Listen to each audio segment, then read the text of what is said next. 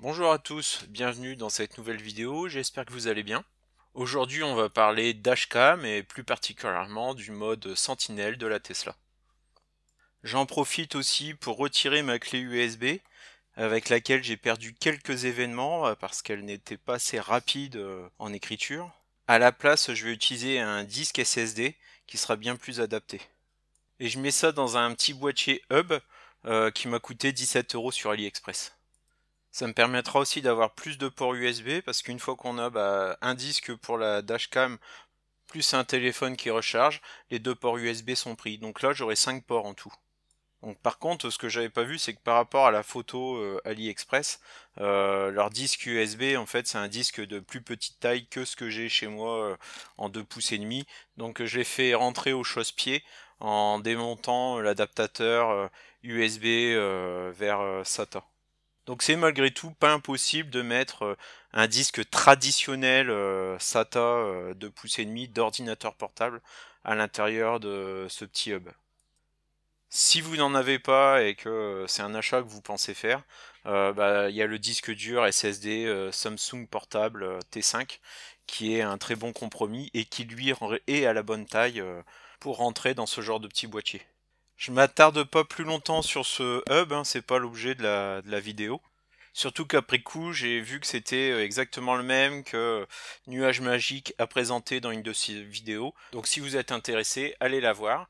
Je vous mettrai le lien dans ma description. De mon côté, en tout cas 100% satisfait. Pareil, le lien de là où je l'ai acheté en description. Donc alors, le mode Sentinelle, il est arrivé sur les Tesla Model 3 en premier en début d'année 2019 via une simple mise à jour comme on en a régulièrement. Il a aussi été déployé ensuite sur les modèles S et X qui ont été produits après mi-2017. Son logo a changé cette année. Avant, on avait donc HAL de l'Odyssée de l'espace. Et puis depuis peu, depuis le mois d'avril, ça a fait place donc à un œil qui ressemble étrangement à ce qu'on peut voir donc dans le jeu Portal 2. Donc à ce qui paraît, c'est dû à des droits d'image, droits de marque, qu'on n'a plus donc ce petit clin d'œil à l'Odyssée de l'espace. Ensuite, à peu près au même moment, on a aussi l'intégration d'une visionneuse directement depuis l'écran de la voiture et les options de formatage du périphérique inclus. Bon, ça je vais pas non plus en parler puisqu'il y a plein de vidéos qui traitent du sujet et qui montrent cette visionneuse. De mon côté, même avant d'avoir une Tesla, j'avais une dashcam sur mon ancien véhicule, donc une Dacia que j'ai toujours. Ah oui, je suis passé de Dacia à Tesla, donc bon, ça se termine pareil. Mais j'avoue quand même que la Tesla elle est un petit peu plus rapide. Donc une petite webcam Xiaomi 70 Mei. Je pense que j'ai acheté ça il y a 2-3 ans. Le premier but, c'est simplement de garder une preuve en cas d'accident, de litige ou ce genre de choses pour mieux se défendre. Un des derniers exemples que j'ai vu sur internet et qui aurait pu virer au cauchemar, c'est la dernière vidéo par exemple d'Electron Libre où il a filmé ce qui à deux doigts aurait été un drame. Puis ensuite c'est aussi sympa d'avoir une trace vidéo d'un événement qui vient de se passer et dont on n'a pas eu le temps d'analyser, type débris SpaceX qui rentrent dans l'atmosphère et qui laissent une belle traînée dans le ciel, ou bien avoir des animaux sauvages qui traversent la route, ou bien encore le jour où je grille un feu rouge sans le voir. Pour info, je suis arrivé à destination, mon GPS me dit je connais pas la ville. Me dit la caserne de pompiers est ici à droite et je la vois pas. Je cherche, et je vois pas le feu rouge. Donc distrait par autre chose, j'ai rien vu et pour moi la caserne de pompiers devait être là. Et bien entendu, avec ma chance, qui est devant? Et bon, la bonne nouvelle c'est qu'ils m'ont demandé de me garer à la caserne de pompiers. Je leur ai gentiment expliqué que j'ai été distrait, que le GPS me disait que j'étais arrivé à destination et que je n'ai pas du tout vu ce feu rouge et ils m'ont simplement fait un rappel à l'ordre et de faire très attention. Donc des policiers sympas et compréhensifs. Mais en rentrant chez moi, en tout cas, j'étais bien content de regarder la vidéo et effectivement de voir que j'avais bel et bien grillé un feu rouge. Je touche du bois, j'ai toujours mes 12 points. Et là, finalement, en voyant les images, je me dis, mais cette dashcam là, elle était quand même de bien meilleure qualité que ce que propose la Tesla, hein. Donc j'ai décidé de la démonter de ma Dacia et de la remettre en plus sur la Tesla. Et regardez la différence. Là, les couleurs, ils sont très ternes, les champs, tout est gris en fait. Il n'y a pas du tout de couleur verte qui apparaît. Alors qu'ensuite, exactement sur la même séquence, les couleurs n'ont rien à voir. Et même la résolution, elle est meilleure sur cette petite dashcam que j'ai acheté 50 euros il y a de ça quelques années. Et autre importance aussi, cette webcam, elle intègre le son à la vidéo. Donc ça peut être aussi utile hein, si jamais il y a un accrochage avec une discussion houleuse ou ce genre de choses pour faire valoir ses droits, on ne sait jamais. Donc bah finalement je réintègre cette dashcam hein, sur ma Tesla en plus de celle d'origine. Et lors des prochains road trips, vous aurez des plus belles images. Alors c'est pas du tout pour dénigrer ce que Tesla propose, hein, mais en fait ce sont des caméras qui ont été faites à l'origine pour faire des détections d'obstacles, d'objets, et qui ne devaient pas servir à cette fonctionnalité-là, je pense. C'est déjà quand même extraordinaire qu'après une mise à jour, on ait sans plus, quoi, sans rien attendre à la base lorsque on achète la voiture. Ensuite, je voulais aussi vous faire voir, j'ai trouvé des petits logiciels lorsque vous enlevez le disque dur de la Tesla et que vous voulez pouvoir les visualiser facilement sur un ordinateur. Bah, lorsque vous naviguez dans les fichiers, c'est un petit peu le bordel parce que ce sont des séquences qui font qu'une seule minute et puis vous avez autant de fichiers que de caméras. Donc pour vous y retrouver là-dedans, c'est un peu compliqué. Donc j'ai trouvé un projet open source Tesla Cam Viewer 2 avec prérequis donc VLC Viewer. Donc j'installe VLC Viewer et puis on va regarder ce que ça donne sur les fichiers de mon ancienne clé USB. Donc là il y a un petit warning, hein, oui, bon, c'est un fichier qui n'est pas signé par un éditeur connu de Microsoft, donc il vous dit attention, ce fichier peut être dangereux. Donc et puis ensuite c'est du suivant.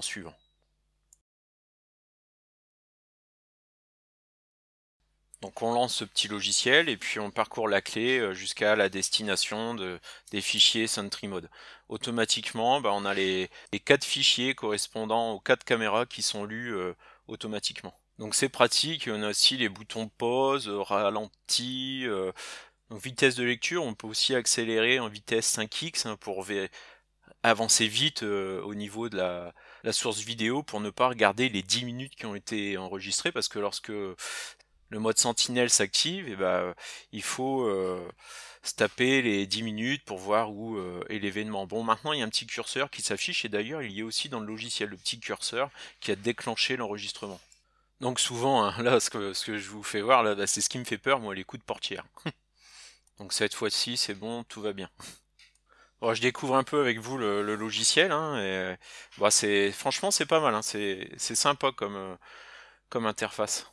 Donc ensuite, je fouille un petit peu ce que j'ai dans ma clé USB. Bah là, j'ai un enregistrement d'une personne bah, qui ma voiture, ça l'intéresse. Hein. Il a tourné autour pendant presque 40 minutes, 2 fois 20 minutes en fait. Donc là, ma clé USB était bien pleine. Donc cher monsieur, vous détenez le record. Donc c'est pas une Porsche ni une Ferrari. Mais en dehors des grandes agglomérations, bon, c'est encore des voitures qui posent question et qui intriguent et bah, les gens sont curieux tout simplement. Et des vidéos prises avec le mode sentinelle de gens qui regardent la voiture, j'en ai quasiment toutes les semaines. Donc c'est très courant. Du moment qu'on m'abîme pas ma voiture, ça me pose aucun problème. Aussi, des fois, vous avez remarqué des petits coucous à la caméra, hein, donc quand même des gens, des connaisseurs. Mais bon, comme retour d'expérience, je peux aussi vous dire que lorsque j'ai eu une Zoé, il y a de ça 5 ans quasiment, je pense que c'était, oui, ça fait au moins 5 ans maintenant.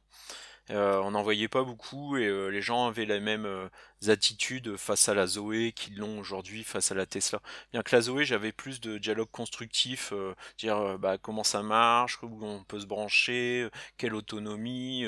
J'avais vraiment des gens qui venaient pour me poser des questions par rapport à la voiture électrique.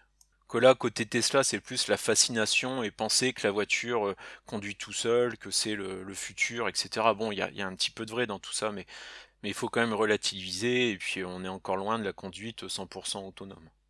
Bon, je commence à en avoir pris l'habitude et maintenant ça me fait sourire. Mais c'est vrai qu'au début, bah, la Tesla, moi je la voyais comme un point négatif, c'est une voiture qu'on regarde beaucoup quand même. C'est sûr, on passe pas inaperçu avec une Tesla pour le moment. Bon, sauf lors de mon dernier road trip aux Pays-Bas. Bien que la propriétaire du Airbnb que j'ai loué m'a posé des questions et pense en acheter une aussi. Donc avec mon épouse, on a peut-être même convaincu qu'il y a une Hollandaise d'acheter une Tesla en une de plus là-bas. Donc là sur les images, hein, vous aurez peut-être j'aurais pu filmer un touriste tombé à l'eau, mais finalement non, elle est pas tombée, hein. Ces places de parking sont très très dangereuses, hein. Il faut bien se rappeler lorsque vous descendez de voiture qu'il y a peu d'espace avant la catastrophe. Et je vous déconseille, hein, de consommer ce qui se trouve aux Pays-Bas lorsque vous êtes garé comme ça. Vous remarquerez aussi que la caméra arrière n'a pas du tout la même colorimétrie que les trois autres caméras. En fait, la caméra arrière, elle a été conçue pour, lorsqu'on enclenche la marche arrière, elle s'affiche. Donc, elle a été faite pour être visualisée par un humain. Et donc là, sur ce genre de vidéo, on voit très bien la différence de couleur entre la caméra arrière et les autres. Donc sur les prochaines Tesla, une petite amélioration de ce côté-là sur la qualité des caméras, ça serait quand même un petit bonus, surtout que bon, ça ne doit pas bien coûter cher, hein. Lorsqu'on voit que ma petite dashcam à 50 euros, elle fait 4 fois mieux. Donc sinon, j'ai aussi essayé un autre petit logiciel, par contre, il a bugué pas mal sur mon PC. Lors des ralentis, retour arrière, changement de fichier, j'ai eu pas mal de plantage, donc je sais pas si je dois vous le conseiller. Donc son nom c'est Sentry Keeper, il a à peu près les mêmes fonctions. Coucou madame, mais la caméra elle est pas là, elle est pas à l'intérieur. Bon, il y en a d'autres qui existent, si vous en utilisez, mettez-les moi en commentaire, je connais pas tout.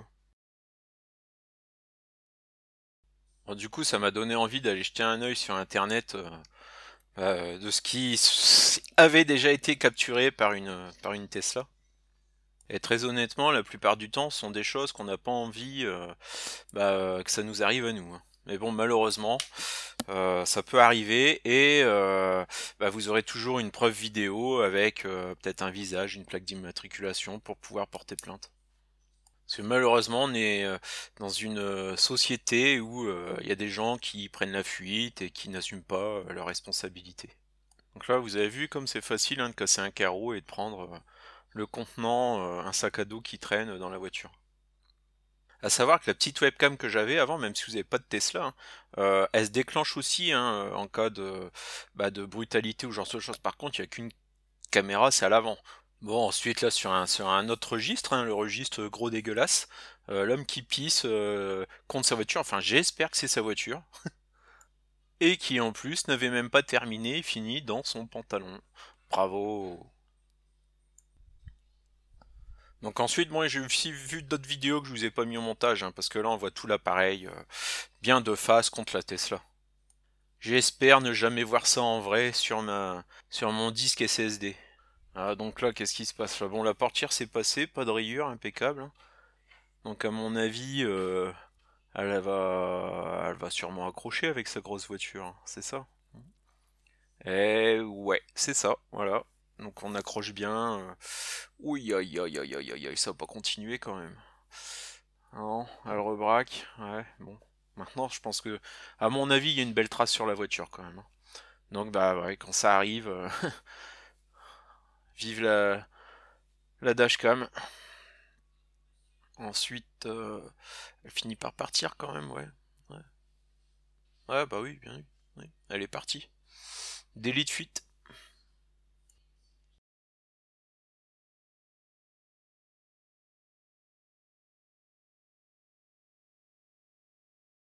Ah, celle-là, par contre, celle-là, je l'ai déjà vue.